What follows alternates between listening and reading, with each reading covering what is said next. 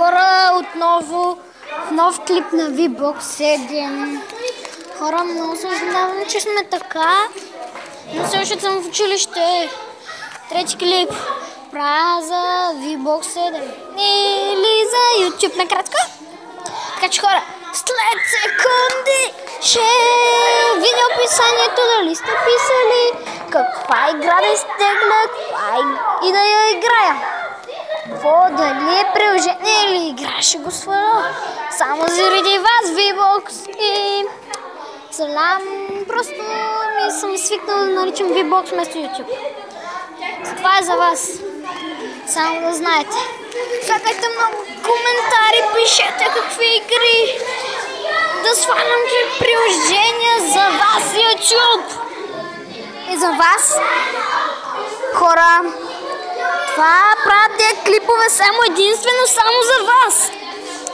И това е, след малко ще се върне Гери Генева, това какво натиснах. И това е, след секунди. О, да! Искам да видя нещо. О, много звънеца бие, хора. Имаме секунди, ако госпожата го е чула. Край с нас, ако не го е чула, сме свободни за секунди. Хора, хора, хора!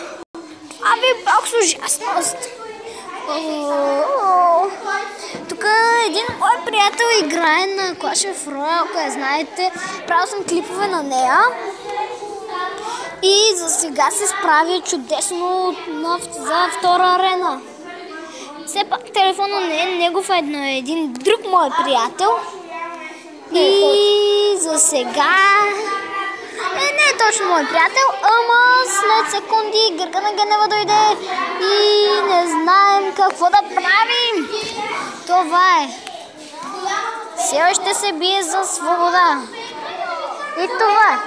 Хора, след секунди ще ви видя коментарите и ще видя какво сте писали, бе. Ще видим.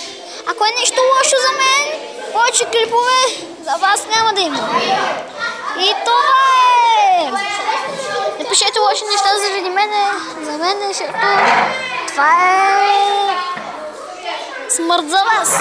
Или по-точно, без повече клипове за вас. Това е, хора, след секунди. И това е край на този клип. Спирам го и отивам да видя вашите коментари.